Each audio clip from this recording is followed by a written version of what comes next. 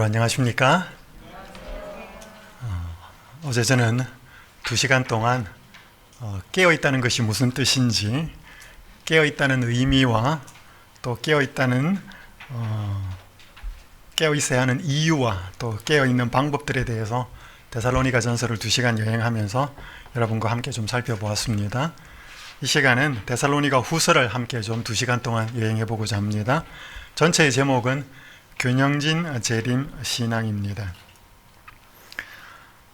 균형의 중요성은 저희가 아무리 강조해도 지나치지 않습니다. 제가 인터넷에다가 균형, 또 균형이 깨진다라고 하는 글을 한번 쳐봤어요. 구글에다 입력을 해보니까 아주 여러 내용이 떴습니다. 신체 균형 깨지면 취약 부위에 병 생겨, 체내 수분 균형이 깨지면 나타나는 증상, 몸의 균형 깨지면 체형 바뀐다, 호르몬 균형이 곧 인생의 균형, 장내 미생물 균형 깨지면 면역력 떨어지고 치매 우울증 유발, 미생물 균형이 깨지면 토양 생태계의 균형도 깨진다, 마음의 균형이 깨지면 삶이 꼬인다. 여러 균형들이 깨어졌을 때 얼마만큼의 문제들이 생기는지 제가 기사를 좀 클릭해 보기도 했습니다. 호르몬 같은 경우에는 많아도 문제고 적어도 문제입니다. 균형이 유지되어야 한다는 것이죠. 예수님께서도 균형을 많이 강조하셨습니다. 대표적인 말씀이 마태복음 10장 16절, 특별히 둘씩 짝지어서 복음전도 선교를 보내실 때 하신 말씀이었습니다. 너희는 뱀같이 지혜롭고 비둘기같이 순결하라. 뱀처럼 지혜로운데 비둘기처럼 순결하지 않으면 아마 다른 사람 많이 괴롭힐 거예요. 이용을 하거나. 그런데 뱀처럼 지혜롭지 않고 비둘기처럼 순결하기만 하다면 많이 이용당할 겁니다. 그래서 지혜와 순결이 밸런스, 균형이 되어야 한다는 것이지요. 이런 구절들은 의미들은 상당히 많이 나타납니다. 오늘 저는 데살로니가 후서의 주제 구절은 데살로니가 후서 2장 9절 10절에 있는 말씀을 좀 가지고 왔습니다. 악한 자의 나타남은 사탄의 활동을 따라 모든 능력과 표적과 거짓 기적과 불의의 모든 속임으로 멸망하는 자들에게 있으리니 이는 그들이 진리의 사랑을 받지 아니하여 구원함을 받지 못함이라. 데살로니가 후서 2장은 나중에 좀 살펴보겠지만 별명이 있습니다. 데살로니가 후서 2장은 작은 묵시라고 하는 제목이 붙어 있습니다. 이 별명이 있습니다. 불법의 사람, 멸망의 아들을 설명할 때 나오는 구절인데, 사탄과 사탄의 대리자로 활동할 이 불멸의 사람에게 미혹되어서 결국에는 구원을 받지 못할 사람들을 묘사하고 있는 구절입니다. 그들이 왜 구원을 못 받았는가? 불의의 모든 속임으로 멸망하는 자들이 되었는데 그들이 진리의 사랑을 받지 않아서 구원함을 받지 못했다라고 기록하고 있습니다. 여기서 받다라는 말은 말 그대로 to receive, 받다는 뜻입니다. 그러니까 진리의 사랑을 우리가 뭐 해야 되냐면 받아야 돼요. 진리의 사랑을 받는다는 것은 곧 진리를 받는다는 뜻입니다. 결국 구원받지 못하는 사람은 뭘 받지 못했기 때문이다? 진리를 받지 못했기 때문이다. 그럼 진리를 진심을 다하여 받는다면 구원을 받을 수 있겠다는 뜻이지요. 오늘 저는 전체 2시간 동안 살펴볼 데살로니가 후서의 주제 키워드를 균형이라고 잡았습니다. 왜냐하면 요한복음 8장 32절은 진리를 알지니 진리가 너희를 자유케 하리라. 진리는 그저 이론이 아니라는 것이지요. 만약에 우리가 진리를 진심으로 받았다면 그 진리가 우리의 삶을 자유롭게 할 것이다. 우리의 인생도, 우리의 신앙도, 우리의 삶도.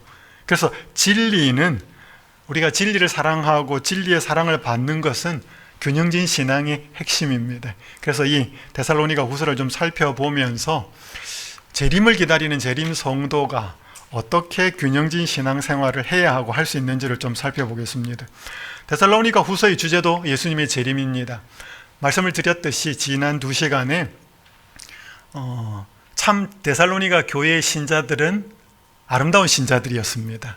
충실하게 신앙생활을 하였는데, 다만 바울로부터 복음을 받으면서 바울이 그들에게 예수님의 재림에 관한 부분도 말씀을 분명히 전했는데 그들이 오해하고 있는 부분이 있었습니다. 죽은 자들에 대한 오해가 있었고 때와 시기에 대한 오해가 있었고, 그래서 첫 번째 편지를 보냈습니다.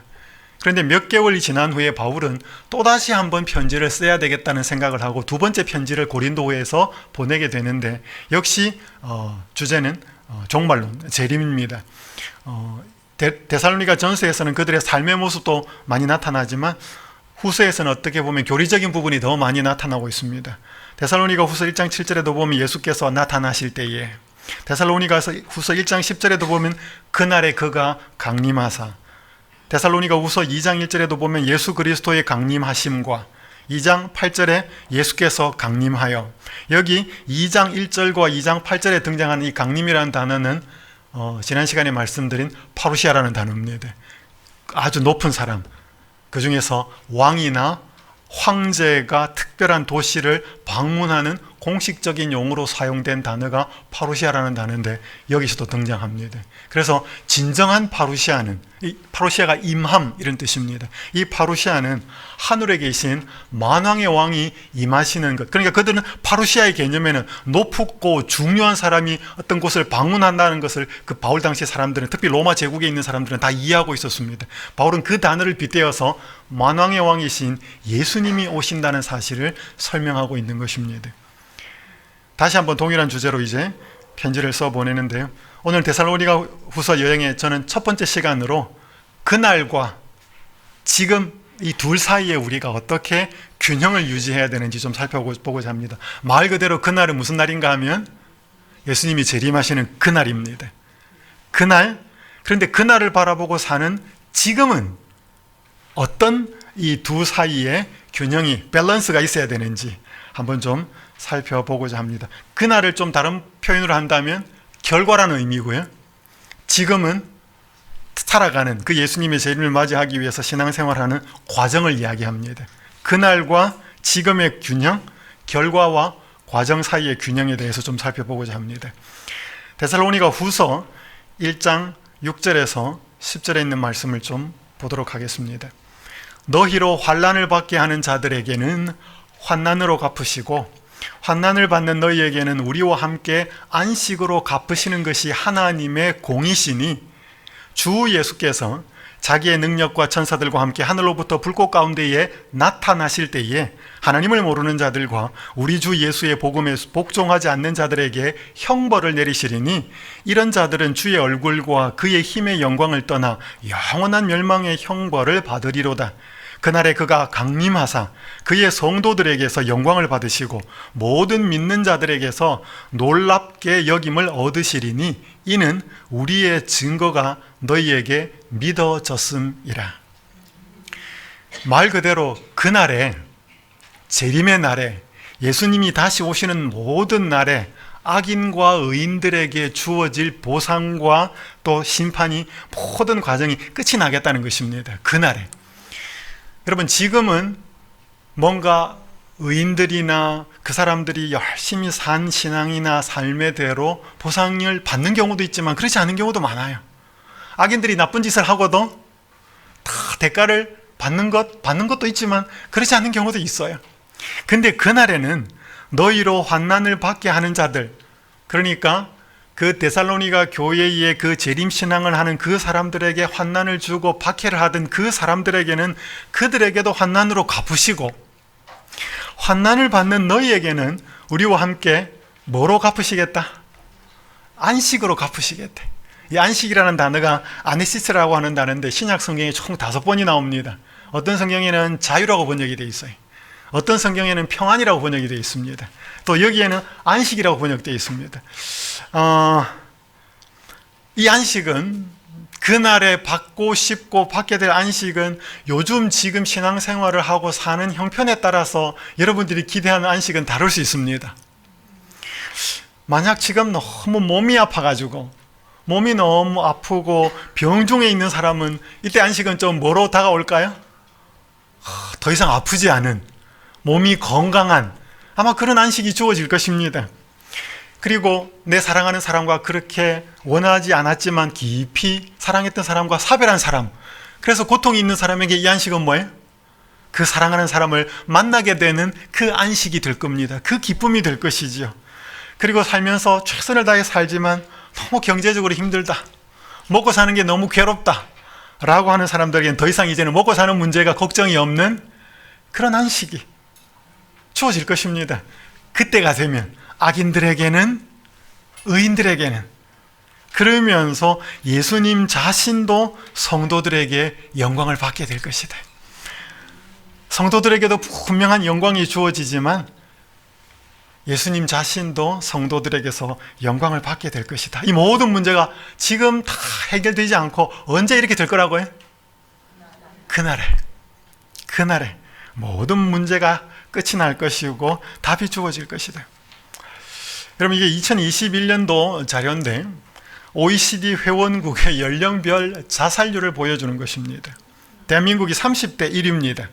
40대 1위고 60대가 1위고 70대가 1위예요. 여기 선생님들이 몇 분이 오셨는데, 그럼 부모님이나 선생님들이 학생들에게 말하죠. 사는 게 너무 힘듭니다. 선생님, 엄마, 아빠. 그러면 엄마, 아빠나 선생님은 뭐라 이야기하냐면 대학만 가면 돼. 대학만 가면 고생 끝이야. 근데 여러분, 학생들이, 고등학생들이, 중고등학생들이 대학만 가면 끝이에요? 물론 입학했을 때 좋아요. 저는 딱 어떤 좋은 일이 그 완전히 들어갈 때는 안 좋은 거 좋은 거 같이 주어지지만 딱 그 목적하는 바가, 원하는 바가 이루어져서 그 완전히 들어가기 전에 그 처음 단계가 제일 행복할 것 같아요. 대학 들어가기보다는 입학했다는 소식 딱 받았을 때, 취직생활 해보기 전에 취직했던, 합격되었다는 통보 받았을 때 아마 그때가 제일 기쁠 것 같아요. 대통령도요, 대통령 하는 건 별로 재미없을 것 같아요. 대통령 당선되고 취임하기 전까지 그때가 제일 행복할 것 같아. 취직만 하면 행복할 거야. 대학생들 취직하면 행복해요. 하지만 또 엄청난 힘든 일이 있잖아요. 그러면 결혼만 하면 괜찮을까? 승진만 하면 될까? 내 집만 장만하면 될까? 아니면 이 지긋지긋한 이거 끝내고 은퇴만 하면 행복할까? 사람들은 지금 행복하지 않기 때문에 계속 원하는 목표에다 초점을 맞춥니다. 그 끝에다가 그것만 되면 나 달라질 거야. 젊은 친구들은 나이 든 사람은 은퇴하면 행복할 거라 그러는데, 여러분, 현실은 이래요. 젊은 친구들이 대학 가도, 대학 간 친구들이 직장에 취직해도 그들이 뭔가 원하는 목표를 뭐 다 이룬 것은 아니겠지만 이루었을 때도 행복하지 않다는 거예요. 그러니까 30대도 자살률 1위, 40대도 1위, 60대도 1위, 70대도 1위. 뭘 보여주는가 하면 원하는 목표나 어떤 결과에 도달해도 나이가 차고 뭔가 상황이 되어도 안 행복하다는 걸 보여주는 것입니다. 여러분, 세상에 이루어지는 목표는 그 순간입니다. 지나고 나면 또 걱정, 근심이 같이 따라오지요. 그러나 그날은 다릅니다.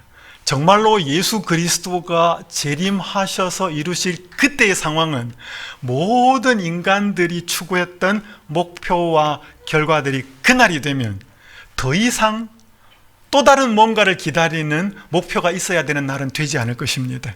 그게 예수님의 재림이에요. 저는 그날에 대해서 조금만 살펴보겠습니다. 교육 303쪽에 우리의 눈을 흐리게 하는 휘장이 제거되면 그때입니다. 오늘날 우리가 현미경으로 잠깐씩 보는 아름다운 세계를 완전히 볼 수 있을 것이며 망원경을 통하여 멀리 보는 하늘의 영광도 눈앞에서 볼 수 있을 것이다. 저는요, 중학교 2학년 때부터 안경을 썼어요. 그래서 저는 이 눈이 나빠가지고 많이 불편했습니다. 근데 그날이 되면 우리의 몸도 우리의 이 마음도 회복이 될 텐데, 우리가 눈이 현미경으로 잠깐씩 보는 세계들을 볼 수 있대요. 그리고 망원경을 당겨서 볼 수 있는 그런 세상이 그냥 육안으로 보이겠다는 것입니다.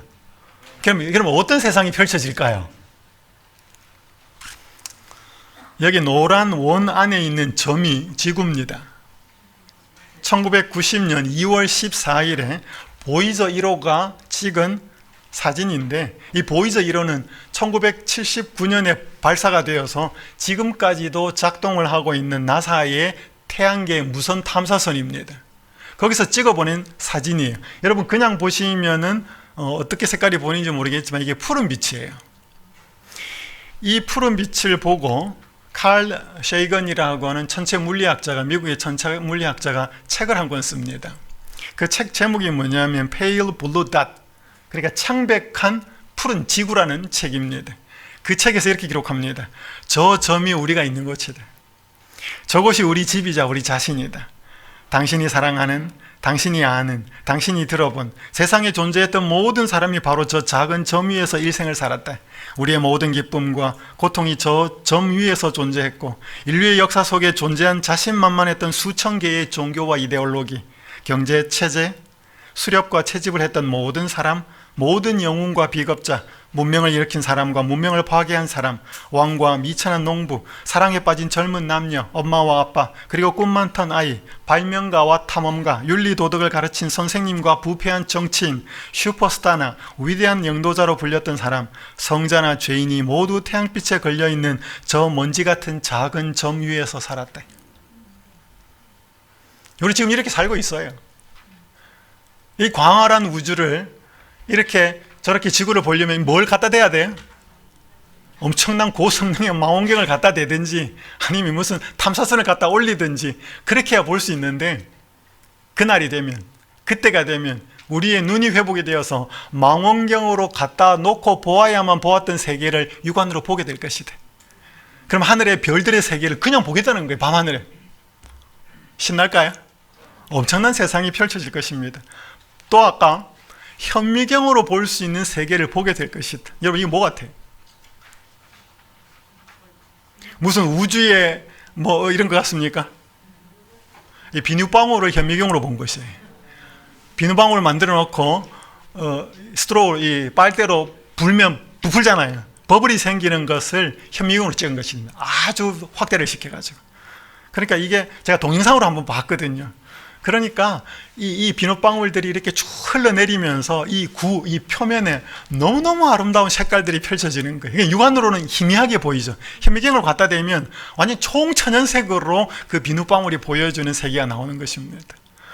이거 보겠다는 거예요. 이제 왜? 현미경으로 볼 수 있는 걸 본다니까. 참 아름다운 세상입니다. 그날을 꼭 맞이해야 됩니다.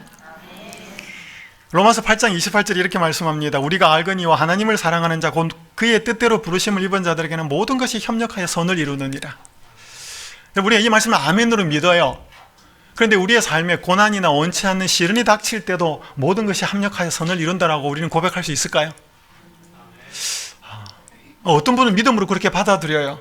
그런데 어떤 부분들은, 어떤 사건들, 어떤 상황들은 야, 이게 정말로 다 합력해서 선을 이루게 될까? 우리는 의문이 생길 때가 있습니다. 그런데 그날에, 그때가 되면 우리의 삶에 일어났던 모든 것들이 합력하여 선을 이루었다는 사실을 확인하게 됩니다. 여기 교육 305쪽에 이렇게 기록합니다. 인생의 경험에서 모든 복잡했던 문제들은 그때에야 명백해질 것이다.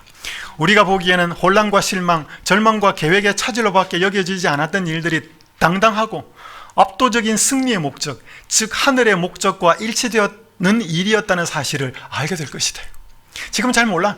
답답한 일, 힘든 일, 절망, 계획의 차질, 혼란, 그런 일들이 우리를 하늘로 인도하기 위하여서 하나님께서 그렇게 모든 것들을 인도하셔서 하늘 가는 그 목적에 합치되게 우리를 구원 얻도록 하는 일에 다 선을 이루었다는 사실, 그때가 되어야 알게 될 것이라는 것입니다. 지금은 잘 몰라요. 어떤 부분은 이게 합력하여 선을 이루었다고 하지만 어떤 부분은 아닌 것 같은데 라고 하는 것들이 밝혀지겠다는 것입니다. 제가 한 집회에 가서 만난 사람인데 선생님이셨어요. 코로나가 한참 심할 때 학생들을 가르치기 위해서 선생님들은 우선적으로 코로나 백신 주사를 맞췄습니다. 이번에 코로나 주사를 맞았는데 몸이 이상했어요. 병원에 가보니까 암이래. 그분은 코로나 주사 맞고 암에 걸렸어요. 여러분, 이런 일이 믿는 사람에게 생길 때 우리 이해가 안 돼요. 왜 나한테 그런 사건이, 그런 일이, 여러분, 그런 일들이 다 이것도 합력하여 선을 이룰 수 있는가? 우린 잘 이해가 안 돼. 그런데 그때가 돼야 밝혀지겠다는 것입니다. 그때 예수님한테 물어볼 수도 있겠지요. 그때, 그날, 우린 그날을 보고 살아갑니다. 임종을 앞둔 한 여집사님이 계셨습니다. 자신의 삶이 다 끝났다는 걸 알고 평생을 예수님 안에 살아온 이분이 담임 목사님을 만났습니다. 마지막으로 혼자 개인적으로 조용히 만났습니다. 그러면서 자기의 장례 예배에 대해서 몇 가지를 부탁을 하였습니다. 차미는 무엇을 부를 것인지, 어떤 성경 구절을 읽어줄 것인지, 그렇게 이야기하면서 이제 장례 예배가 진행이 되었습니다. 여러분, 외국 같은 경우는 이렇게 교회나 혹은 그 추모관 같은 데 예배를 드릴 때 고인들을 이렇게 화장을 다 하고 해서 광뚜껑을 열어놓고 함께 예배를 드립니다. 그래서 이제 예배를 다 드린 다음에 마지막으로 교인들이, 사랑하는 사람들이 이 여집사님과 작별하는 시간이 되었습니다. 다 와보니까 집사님이 평소에 입었던 수수하지만 깔끔한 옷 입으시고 화장 예쁘게 하고, 그리고 한 손에는 그분이 평소에 보았던 성경이 왼손에는 들려 있었습니다. 다른 거는 다 이상 안 했는데 그 여집사님이 누워있는 그 오른쪽 손에는 포크 하나가 쥐어져 있었습니다. 관 속에 포크를 들고 있는 거죠.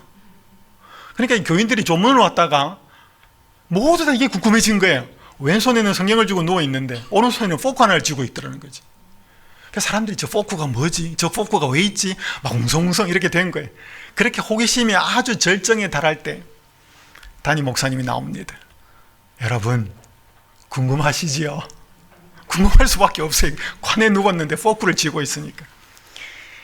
이 집사님이 자기를 개인적으로 만났을 때 꼭 해달라고 했던 이야기였습니다. 그러면서 궁금해하는 신자들에게, 그 제 장례식에 온 사람들에게 이 이야기를 목사님 꼭 해주십시오 라고 담임 목사님이 부탁을 한 것입니다. 그 내용이 뭔가 하면, 이 여집사님이 안식일을 잘 지내고 그날 저녁에 한 집사님 교우님 댁에 다 교우님들이 초대를 받아간 거예요.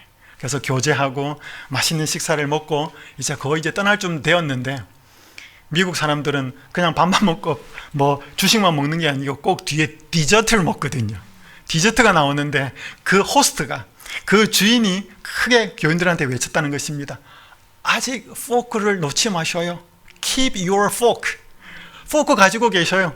아직 제일 맛있는 디저트가 안 나왔어요. Keep your fork. 그러면서 교인들한테 말을 했고, 역시나 자신이 평소에는 전혀 먹어보지 못했던 최고의 디저트를 그날 먹어봤다는 것입니다. 그 포크를 들고서. 그러면서 이 여집사님은 신자들에게 무엇을 말하고 싶었는가 하면, 하나님께서 우리가 이 땅에 살면서 우리에게 좋은 것 참 많이 주셨지만 그분이 우리에게 주시려고 하는 최고의 것은 아직 주시지 않았습니다. 그것이 우리를 기다리고 있습니다 라고 하는 것을 보여주기 위해서 포크를 쥐고 잠들었던 것입니다. 그러면서 담임 목사님은 이 여집사님의 그 부탁과 함께 그 사랑하는 성도들, 또 그 슬프지만 장례식에 온 분들에게 하나님께서 우리에게 아직 최고로 좋은 주실 것은 아직 주시지 않았습니다. 우리가 그날을 기다리고 있습니다 라고 하면서 아름답게 그 장례식이 마무리되었다는 것을 제가 듣게 되었습니다. 여러분, 그날에 모든 것이 결정이 나고 결판이 날 그날에 하나님께서 우리들을 위해서 가장 좋은 것들을 주실 것입니다.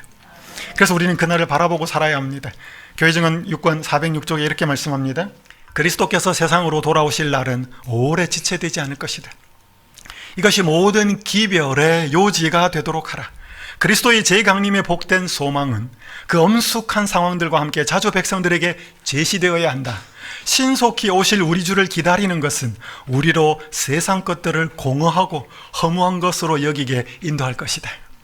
분명히 이 예수님이 오실 것이기 때문에 그날에 이루어질 것들을 바라보면서, 그 결과를 바라보면서 힘들어도 참고, 그러면서 신속히 오실 우리 주를 기다리는 것들이 이 세상을 살면서 공허하고 허무한 것에 우리의 마음을 두지 않게 되는 축복이 있을 거라는 것이죠.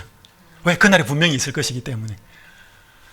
바울은 데살로니가 교회의 신자들에게 그렇게 말하고 있습니다. 그날에 너희를 괴롭히고 있는 그 악인들은 그 악으로 보상을 받을 것이고, 그 환난으로 어려움을 당했던 너희에게는 하나님께서 안식으로 갚아주실 것이다. 그러면서 너희를 영광스럽게 할 것이고 너희들 때문에 그분도 영광을 받으실 것이다. 그러면서 그날을 바라보게 만듭니다. 그런데 지금은 좀 상황이 달랐습니다. 여기 데살로니가 후서 1장 3절에서 5절, 아까 그 안식과 환난을 이야기하기 바로 전에 주신 말씀이 이 말이에요. 형제들아, 우리가 너희를 위하여 항상 하나님께 감사할지니 이것이 당연함은 너희의 믿음이 더욱 자라고 너희가 다 각기 서로 사랑함이 풍성함이니. 어제 말씀 살펴봤잖아요. 그들이 어떻게 사랑했는지. 그러므로 너희가 견디고 있는 모든 박해와 환난 중에서 너희 인내와 믿음으로 말미암아 하나님의 여러 교회에서 우리가 친히 자랑하노라. 이는 하나님의 공의로운 심판의 표요 너희로 하여금 하나님의 나라에 합당한 자로 여김을 받게 되려 함이니 그 나라를 위하여 너희가 또한 고난을 받느니라. 분명히 그날에는 눈물도 없고 슬픈 것도 없고 이별도 없고 다 올 거지만 아직 그날이 안 왔다는 것이죠. 지금 살아가고 있는 그 재림을 바라보고 가는 지금은 너희에게 지금 환난이나 박해가 있다, 고난이 있다라고 이야기하는 것이죠. 그 가운데 너희는 믿음을 굳게 지키고 있다, 그렇게 이야기하고 있습니다. 여러분, 그 세계적으로 유명한 정신과 의사였던 이 모건 스캇 팩이 쓴 아직도 가야 할 길, 대단히 유명한 책이죠. 이 책의 첫 문장이 이렇게 시작합니다. Life is difficult. 삶은 힘들다. 인생은 어렵다. 사는 게 장난이 아니다. 뭐 그 이야기. 그 정신과 의사가 수많은 사람들을 만나고 나가지고 한 책을 쓰는데 이 책을 어떻게 시작할까? 첫 시작이 삶은 힘들다. 첫 문장이. 그래서 사람들은 자꾸 미래를 생각하고 살죠. 시편 13편에 보면 시인이 다윗이 너무 그가 처한 상황이 힘들었었기 때문에 여호와여 어느 때까지니까 나를 영원히 잊으셨나이까, 어느 때까지 숨기시겠나이까, 어느 때까지 하리이까, 계속 어느 때, how long? 자꾸 이 시인은 묻습니다. 이런 성경 기자들이 많았어요. 하박국 여호와여 내가 부르짖어도 주께서 듣지 아니하시니 어느 때까지니까. 이게 힘드니까 이 소리 나오는 거 아니에요, 그죠? 너무 처한 상황이 힘드니까 하나님은 어느 때까지 기다려야 되겠습니까? 언제 이게 지나가겠습니까? 자, 우리는 분명히 그날을 바라보고 사는데 그날 이 모든 문제가 해결될 건데 그럼 지금은 어떻게 살아야 되는 것이죠? 이 환난과 혹은 고난과 시련과 힘든 세상에서. 여기 데살로니가 후서 2장 1절에서 7절 보면 아까 데살로니가 후서 2장은 작은 묵시라고 그랬습니다. 불법의 사람, 멸망의 아들 등장할 건데 이것은 두 번째 시간, 데살로니가 다음 시간에 좀 말씀을 드리겠는데 이 불법의 비밀이 데살로니가 교회의 재림을 기다리는 사람들 중에 어떤 잘못된 신앙 재림관 중에 하나가 1절에 보면 형제들아 우리가 너희에게 구하는 것은 우리 주 예수 그리스도의 강림하심과 우리가 그 앞에 모임에 관하여 영으로나 또는 말로나 또는 우리에게서 받았다는 편지로나 주의 날이 이르렀 다고 해서 쉽게 마음이 흔들리거나 두려워하거나 하지 말아야 한다는 것이라. 어떤 사람들이 바울로부터 들은 말이나 편지나 혹은 성령의 계시로 인해 가지고 우리가 들었는데 예수님께서 이미 임했다라고 믿고 있었던 데살로니가 신자들이 있었다는 것입니다. 그 사람들을 교정하기 위해서 편지를 쓰는데 아직 예수님 오시지 않았다, 불법의 사람 먼저 배교하는 일이 있고 저 불법의 사람 곧 멸망의 아들이 나타나기 전에는 그 날이 이르지 아니하리니 예언을 설명하고 있는 것이죠. 다음 시간에 좀 더 깊게 말씀드리겠지만, 그런데 이 불법의 비밀이 나타날 건데 이미 활동하였다. 여기 7절에 말하고 있는데 여기 제가 노란색으로 강조하는 부분, 지금은 그것을 막는 자가 있다, 지금은 그것을 막고 있는 자가 있다라고 바울은 기록하고 있습니다. 신학자들 중에서 이 막는 자가 누굴까? 로마 제국일 것이다. 로마 제국이. 그리고 어떤 신학자는 이 복음이다, 복음. 또 복음이 전파되는 것이 이 불법의 사람 멸망의 아들이 나타나는 걸 막고 있다. 뭐 어쨌든 간에 이야기하는데 여러분 이게 선악의 대쟁투잖아요. 묵시문학의 어떤 데살로니가 후서 2장은 묵시이기 때문에 선악의 대쟁투에서 개념에 보면 이건 하나님이십니다. 그래서 여러분 우리가 다니엘서에 보면 10장 13절 바사 왕국의 군주가 21일 동안 나를 막았으므로, 가브리엘 천사가 지금 다니엘에게 나타나서 이 계시록의 다니엘의 그 이상을 설명을 해줘야 되는데 막아서 못 온 거죠. 그걸 설명하면서 가장 높은 군주 중 하나인 미가엘이 와서 나를 도와줌으로 왔다. 다니엘은 그때 너무 기도하고 있는 상황 속에서, 그러니까 사탄은 막고, 그죠? 그 막는 것을 또 풀고 하는 보이지 않는 세계에 일어나는 일을 설명하고 있는 것이죠. 그리고 계시록 우리가 7장 1절에 보면 네 천사가 하나님의 백성들이 인침을 받기까지 이 세계에 바람이 불지 않도록 붙들고 있는, 뭔가 막고 있는 것을 보는 것처럼. 그러니까 여러분, 오늘 우리가 이 땅에 살아가는 그 재림의 날, 그날을 바라보고 사는데 여전히 이 세상은 힘들다는 거죠. 사탄이 살아있어서 계속 시험하고 우리를 넘어뜨리려고 하고. 그런데 그 고난과 시련이 있는 이 세상조차도 여전히 예수 그리스도께서 천사들과 합하여 그분이 할 수 있는 모든 일로 구속의 계획을 진행하고 계시고, 필요한 일은 막고 필요한 것은 풀고 뚫고 그분이 여전히 역사하고 계시다는 것입니다. 그걸 우리가 경험하고 살아야 된다는 것이지요. 그래야 과정 자체가 중요하다는 것입니다. 분명히 그날의 결과는 이루어질 것이지만 그날만 보고서 아무것도 하지 않으면서 예수님의 재림 때 모든 것이 아름답게 변할 것이니까 지금은 너무 힘들게 살 수밖에 없어. 그것도 맞지만 그 힘든 상황 속에서도 하나님이 역사하고 계시는 걸 경험할 수 있다는 것이지요. 여러분, 지상에서 제일 큰 나무는 이 세콰이어 나무입니다. 이게 미국 서부에 가면 있는데 제가 한번 집회를 갔다 가본 적이 있어요. 정말로 커요. 어떤 큰 나무들은 100m가 넘습니다. 이 나무는요, 이 지금 여러분 산진이 좀 검게 보이는데 이 중앙 부분이 불에 탄 자국이에요. 어떤 그 세콰이어 그 국립공원에 있는 그 나무 중에 어떤 나무는 평생 불이 몇 번을 만났는가 하면 80여 번을 만났다 그래요. 어떤 이 나무인지 정확히 잘 모르겠지만 이 다큐멘터리를 제가 보니까 어떤 나무는 7일 동안 불이 나가지고 그 나무 7일 동안에도 그 불을 견딘 거예요. 근데 여러분, 이 세콰이어가 불에 잘 견디는 이유가 있어요. 대단히 큰 나무지만 이 세콰이어를 구성하고 있는 나무의 껍질의 두께가 엄청나게 두꺼워요. 이게 두께고 안쪽이 나무의 나이테인데 이 두께가 너무 두꺼운데 어떤 두께는 1m가 넘는 두께가 있습니다. 두께만. 근데 이 두께는 딱딱하지 않아요. 이 딱딱하지 않은 이 세콰이어 나무의 껍질을 눌러보면 물이 나옵니다. 수분을 품고 있는 거죠. 그러니까 불이 나도 뭐예요? 견디는 거예요. 이 물이 품고 있으니까. 근데 왜 그렇게 불이 자주 나고, 근데 심지어 이 세콰이어를 이 국립공원을 관장하는 사람들이, 소방관들이 1년에 한 번씩 불을 지른대요. 이 나무에다가. 왜 그런가 나오는데, 이 세콰이어의 솔방울이, 거기에 이렇게 기념관, 박물관 같은 게 있는데 이걸 전시해놨는데요, 일반 우리 보는 조그만 솔방울하고 세콰이어 나무의 솔방울은 이만합니다. 솔방울 하나가.